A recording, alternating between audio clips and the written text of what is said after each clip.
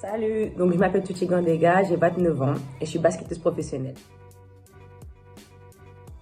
Alors j'ai commencé à Paris Basket 18e, donc à Paris dans le 18e, dans le quartier. Ensuite je suis partie en centre de formation à Mondeville. J'ai signé mon premier contrat pro à Mondeville. Et ensuite j'ai enchaîné les clubs LFB, Charleville, Toulouse, Basketland. Et par la suite je suis partie en Ligue 2 et j'ai fait Chartres et Angers. Donc voilà mon club actuel. Parcours avec l'équipe nationale du Mali et l'équipe nationale de France. Donc j'ai commencé en U18, U20 France. Donc c'est là que j'ai eu ma première médaille en vice-championne d'Europe en U18 en 2009. Et ensuite en U20, malheureusement, on est arrivé 5e. Bon, c'était pas le résultat qu'on voulait, mais bon, voilà, on était un peu déçus parce qu'en général, quand on joue en équipe de France, c'est le podium. Mais d'avoir pu faire 2 compétitions avec l'équipe de France, j'étais vraiment contente. Et ensuite, en 2017, c'est là que j'ai intégré l'équipe nationale du Mali. Première sélection à Bamako, sur mes terres, du coup. Et c'était incroyable. Je ne m'attendais pas à ça comme ambiance, c'était le feu. C'était le feu. Et c'est là que j'ai eu ma première médaille de bronze. Et ensuite, j'ai eu ma deuxième sélection en 2019. Sur les terres de ma mère maintenant, au Sénégal, à Dakar. Et aussi pareil, on a eu encore une nouvelle médaille de bronze. Et cerise sur le gâteau, j'étais dans le 5 majeur de la compétition. Donc franchement, équipe de France jeune ou équipe nationale senior femme Mali, c'est des expériences que je n'oublierai jamais.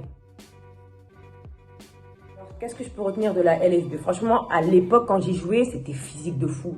Franchement, que ce soit en Eurocoupe, en Euroleague, parce qu'avec Mondeville, on était en championnat européen, que ce soit le championnat de France, tout simplement Coupe de France, quel que soit le type de compétition que j'ai pu faire avec les équipes LFB, c'était intensité maximum. Il fallait se donner à fond à tous les matchs. Tout le monde pouvait gagner contre tout le monde pouvait perdre contre tout le monde, donc c'était toi et ta chance. Mais c'est vrai qu'à l'époque, en tout cas, moi, quand j'ai pu frôler les clubs LFB, le top du top, c'était Bourges. Bourges, Montpellier, voilà, c'était les 2 équipes, ça se tapait H24. Mais non, franchement, dans tous les clubs dans lesquels j'ai pu jouer, j'ai beaucoup appris de mes coachs, de mes coéquipières.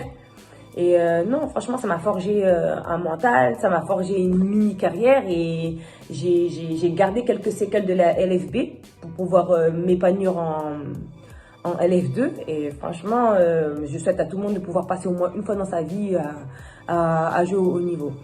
J'ai pu côtoyer de belles joueuses, oh là là, surtout à Mondeville, ma première année, c'est là où j'ai eu le plus d'impact.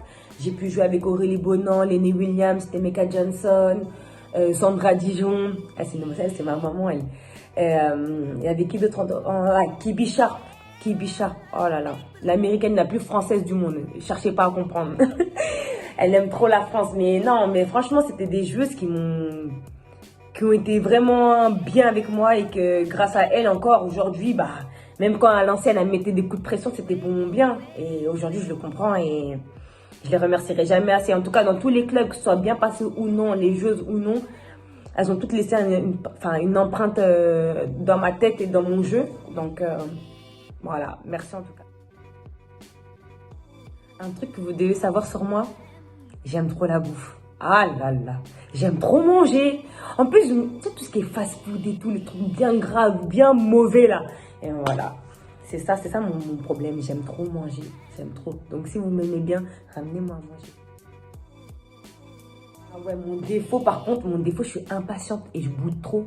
Je suis boudeuse, j'aime. Oh, je suis impatiente et boudeuse, donc voilà. Voilà, ça c'est... Je voulais pas vous le dire, mais j'étais obligée de vous le dire. Je suis obligée. Impatiente et boudeuse, comme jamais.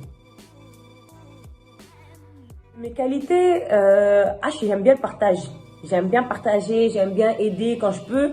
Quand je peux aider, j'aide. Je suis gentille. Je vous jure, même si quelquefois sur le terrain, je serre mon visage jusqu'à fatiguer. Donc, je vous jure, je suis grave gentille comme meuf. Demandez autour de vous, vous allez voir. Meilleur souvenir basket, j'en ai pas qu'un seul. Honnêtement, ça a été dans différentes périodes de ma vie, de ma carrière. Et je pense qu'à chaque fois que j'ai pu avoir une médaille, qu'elle soit de bronze ou argent, elles ont eu quelque chose... elles ont eu un impact en fait pour moi. Ma première médaille, c'était avec Paris Basket 18, quand on a été championne de France cadette. C'est ma toute première médaille. C'est un souvenir que j'oublierai jamais. Ensuite, il y avait l'équipe de France U18. Ma première sélection, une sélection dans laquelle je pensais jamais être et je reviens avec une médaille d'argent.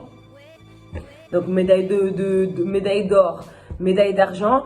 Et ma première sélection avec le Mali à Bamako, première sélection et première médaille de bronze. Honnêtement, il y en a trop, il y a trop de souvenirs, j'ai trop de bons souvenirs, je pourrais pas en prendre qu'un seul. Et encore, j'en ai sorti 3, mais je pouvais encore sortir. Pour conclure cette interview, je voulais vous remercier déjà d'avoir regardé la vidéo. Ça m'a fait vraiment plaisir de partager ce petit moment avec vous tous. Du courage pour la compétition. Je sais qu'en ce moment, c'est pas facile. Il y en a qui ont la chance de pouvoir continuer à jouer et d'autres non. Donc, soyons patients et j'espère que la situation va se rétablir rapidement. Et il y a une phrase que j'aime bien dire, c'est qu'il ne te tue pas te rend plus fort. Donc, cette phrase-là, tout le monde la connaît. Et souvent, je dis aussi, c'est Dieu qui donne. Mais cette phrase-là aussi, tout le monde la connaît. Mais je vais vraiment dire que accrochez-vous à vos rêves, accrochez-vous à vos rêves, à vos objectifs et ne lâchez rien. Il ne faut jamais lâcher. Donc, on se dit à bientôt et bonne continuation.